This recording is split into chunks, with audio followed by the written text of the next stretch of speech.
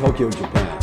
My name is Gary Verheller, and I'll be your host for what we call the Substantive Living Podcast. Today, we'll look at what we call life's lessons. And I hope this will provide you with some insight, maybe even some inspiration to life's challenges. Hello, and welcome to episode 57, part 2, How to Deal with Fear, Internal Fear. Internal fear is something that seems to dwell deep inside.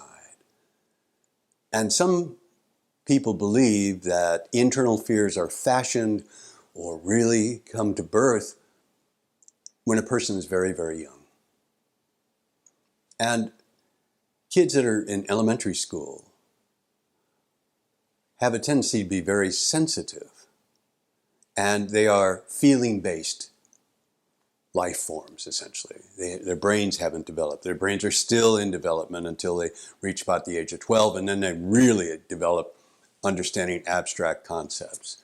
Fears, though, fear, as all the feelings are, feelings are there to give us hope and survive. They give us instant information. Well, fear is one of those. Fear can come from self-doubt. Fear can come from insecurity on who I am as a person. For example, do I have the right to be loved? Do I have the right to be respected? Am I worthy of respect? Internal fear can be good. It keeps a person balanced. Internal fear can avoid over or false confidence. It gives you more of a reality check. Too much internal fear, though, can be inhibiting. Internal fear, based upon what other people think or say or do or feel, can really be debilitating. In many other episodes I've mentioned, I'm going to keep saying it, I have no control over what another person thinks or feels or says or does. I have no control over what that other person thinks, feels, says, or does. And that means I am free from responsibility of what that person is dealing with and how that person is dealing with life. Will I do what I can to help them if they ask? Sure. And I must honor the fact that they are who they are, and I can't control and manipulate them. Social media has created a big concern about this.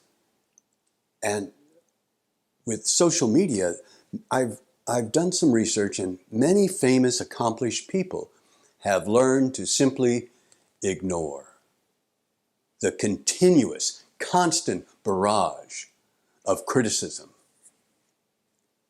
Interestingly enough, to a person of what I've researched, they started out and they were hurt by the comments, those social comments, by people they've never met. And they were hurt, and they thought, maybe I'm wrong, maybe I shouldn't say this, maybe I shouldn't say that. And then they got to realize, I have no control over these people, and a lot of these people are crazy. So, what do? One, you remember you are free from responsibility of what other people, again, think, feel, say, and do. And accept your fear of being rejected. Accept your fear of being criticized. That's fine. Because every time somebody rejects you or criticizes you, that's reality, giving you an opportunity to learn about yourself.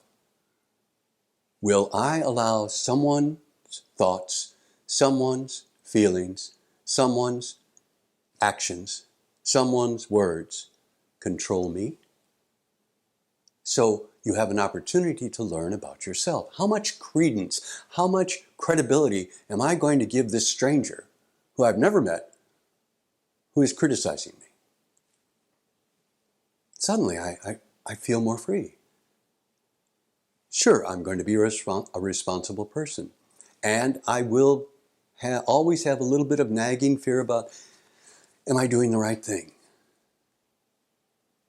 Accept the fear. Check reality. And you can check reality by talking with your friends. What do you think about this? What do you think about this? I'm a little concerned. I'm a little fearful of this. What do you think? And then ask yourself, what do I need to do here? And then take action. Many of our internal fears come from when we were kids. You can make the determination. Am I going to allow the past to control what I do now? Or am I going to learn from my past, accept my past, can't change the past, and decide on what I want to do now? Accept the fear that's developed? Fine. And then check reality and decide, what do I need to do? I'm still struggling with fear. That's fine. And I found that by doing those, checking reality and asking myself, what do I need to do here? What's the honorable, right thing to do? That I have less fear. So I wish you less fear. And I wish you good luck. Thanks. Thank you for joining us today for the Substance of Living podcast. If you'd be kind enough to consider subscribing, you can contact us through Spotify or Apple Podcasts or connect on Twitter. Join us again next time for what I hope will help you navigate life.